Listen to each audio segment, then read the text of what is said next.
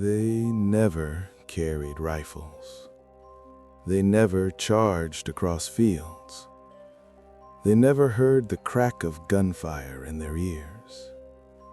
But they fought one of the most decisive battles of the Second World War, and almost no one knew it was happening. While the world was focused on cities burning and armies advancing, another war was unfolding quietly, deliberately, and invisibly.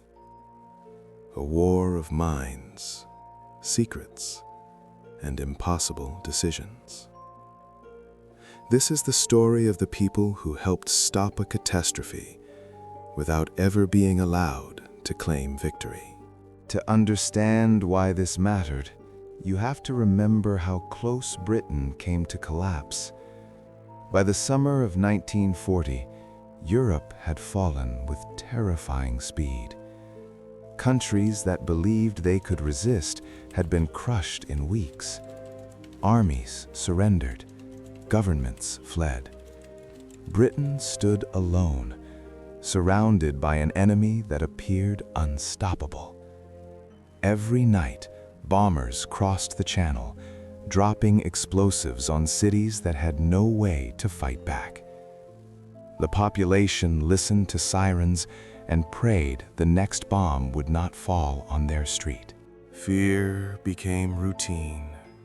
Sleep was fragmented. Children learned the sound of danger before they learned how to read. This was the visible war, loud, brutal, and relentless. But behind this chaos, something else was already underway. Something far quieter and far more dangerous. Germany believed it had secured total control over its communications. Orders, strategies, and movements were transmitted through encrypted messages that seemed mathematically impossible to break. The machine behind this confidence was Enigma. It was elegant, mechanical, and devastatingly effective. Each message was scrambled through a constantly changing system. Every day brought new settings. Every hour introduced new uncertainty. To German commanders, Enigma was perfection. To their enemies, it was a wall. Britain intercepted thousands of messages. They piled up, unreadable, mocking. Patterns hinted at attacks. Bursts of traffic suggested something was coming. But without details, intelligence was incomplete. Guesswork replaced certainty, and guesswork meant death. So, Britain made a gamble that could have failed catastrophically. Instead of trying to overpower Germany with force alone, it would try to outthink it. The project was hidden in plain sight. Bletchley Park, a quiet estate far from the front lines, became the center of an unprecedented effort. People were brought in under vague promises and minimal explanations. Many did not even know what they were working on until weeks after they arrived. Secrecy was absolute. Silence was mandatory. Curiosity could be dangerous. The people who arrived were not soldiers. They were mathematicians who loved abstraction, linguists who noticed patterns others missed, chess champions who thought several moves ahead, and puzzle solvers who could not resist impossible challenges. Many were young, many were outsiders, Some were openly eccentric. In normal times, they would never have been trusted with anything of this importance. But these were not normal times. Life inside Bletchley Park was relentless. Shifts blurred into each other. Clocks lost meaning. The pressure was suffocating. Every failure carried the unspoken implication that someone, somewhere, would die because of it. Success did not bring celebration, only the next problem. Breaking Enigma was not about brilliance alone. It was about endurance, about staring at meaningless symbols for hours until something, anything, began to feel wrong. About understanding that machines are built by humans, and humans repeat themselves. They reuse phrases. They follow routines. They make mistakes. Those mistakes were rare, but rare was enough. The first real breakthroughs did not feel like triumph. They felt fragile, partial, uncertain. A word here, a phrase there. But even fragments were revolutionary. Slowly, messages began to reveal themselves. Convoy routes, submarine patrol zones, planned attacks. For the first time, Britain was not blind. And that was when the real nightmare began. Because information creates responsibility. The people reading these messages quickly realized that knowing the enemy's plans did not mean they could stop them. If Britain reacted too accurately, too quickly, Germany would realize something was wrong. The codes would be changed, Enigma would evolve, and the advantage, fragile, precious, irreplaceable, would vanish overnight. So a line was drawn. Sometimes ships would be warned and saved. Other times they would not. Sometimes defenses would be strengthened just enough to look like coincidence. Other times cities would be left exposed. Entire decisions were made not on whether people could be saved, but on whether saving them would reveal the secret. One of those people was a young woman named Margaret Rock. She was not a soldier. She did not wear a uniform. She did not make decisions. At least, that's what history would later say. Margaret arrived at Bletchley Park in her early 20s. She was quiet, methodical, and frighteningly good at spotting errors. The kind of person who noticed when something felt slightly off, even if she couldn't immediately explain why. Her job was simple on paper. Verify decrypted messages before they were passed up the chain. Check dates. Check coordinates. Check names. But simple was an illusion. One night, while reviewing a decrypted naval message, Margaret froze. The message described a planned U-boat ambush in the Atlantic. Coordinates, time, everything was precise. What made her hands shake was a single detail. The route matched a supply convoy she recognized. A convoy that included her brother. She stared at the paper, reading it again and again, hoping she was wrong, hoping she had misunderstood. But the more she checked, the clearer it became. This was not a theory. This was not probability.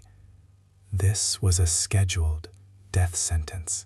Margaret did what she had been trained to do. She passed the message along. She said nothing. Hours later, she learned the decision. The convoy would not be warned. Not because it wasn't important. Not because the intelligence was unreliable. But because acting on it would have revealed too much. She went back to her room and did not sleep. She sat on the edge of the bed, replaying the logic in her head, trying to make it feel acceptable, trying to believe that this sacrifice would save more lives later, trying to believe that history would understand. Days later, confirmation arrived. The convoy had been hit. Ships destroyed. Survivors minimal. Margaret never asked for details. She never asked for names. She already knew one of them. She did not cry at work. She did not break down. She continued checking messages for the rest of the war. After 1945, Margaret returned to civilian life. She worked in an office. She married. She raised children. To them, she was calm, reserved, and sometimes distant. She never spoke about the war. Not once. Decades later, when the secrets of Bletchley Park were finally declassified, her family learned the truth. They learned where she had worked, what she had done, what she had carried. Her children realized something devastating. Their mother had helped shorten the war, and she had paid for it with her silence. This was not an exception. This was the rule. This was not theoretical. These were real people, real crews, real families. Names written on lists, names crossed out and never spoken again. Those working at Bletchley Park understood something few others ever would, that victory sometimes requires allowing horror to happen, not because you want it to, but because stopping it would cost even more lives later. The moral weight of this knowledge was crushing. People aged quickly. Relationships suffered. Guilt became a constant companion. And there was no one to talk to, no one to confess to, no one who could understand without risking everything. As the war progressed, the influence of this hidden battle expanded. German U-boats, once dominant, began to fail mysteriously. Supply lines that should have been cut survived. Operations collapsed without explanation. German commanders blamed weather, fate, incompetence, anything but the truth. They never suspected that their enemy was reading their mail. By the time Allied forces returned to Europe, the war's outcome was already being shaped far from the beaches and battlefields. The silent war had tilted the balance. Not dramatically, not visibly. And then, suddenly, it was over. When victory came, there were parades, there were speeches, there were medals and monuments. But the people who had helped shorten the war by years were absent from the celebration. Their work remained classified, their names unknown, their sacrifices unacknowledged. Many went home and tried to live normal lives. They married, they had children, they took ordinary jobs, and they carried a secret that could not be shared. Some spouses never knew.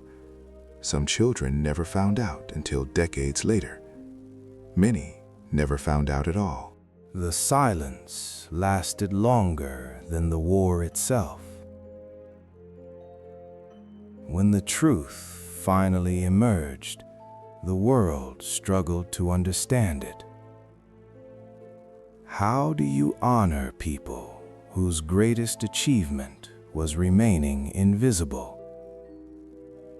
How do you judge decisions made in darkness under pressure that no one else experienced? History often celebrates heroes who act loudly, who fight openly, who win visibly. But this story reminds us that some of the most important victories happen out of sight, that some wars are decided not by strength, but by restraint, not by action, but choosing when not to act. In the first video, you saw the war as it felt to ordinary people, the fear, the confusion, the terror of not knowing what tomorrow would bring. This time, you have seen the other side, the people who knew too much, who saw the future coming and had to decide how much of it they could allow to happen. Same war, same stakes, completely different battlefield. The world you live in now, the digital world, the world of encryption, surveillance, and invisible conflict, began there, in quiet rooms filled with tired people, making impossible choices. Not all wars end when the fighting stops. Some of them echo forever, carried silently by those who won them without ever being allowed to say how.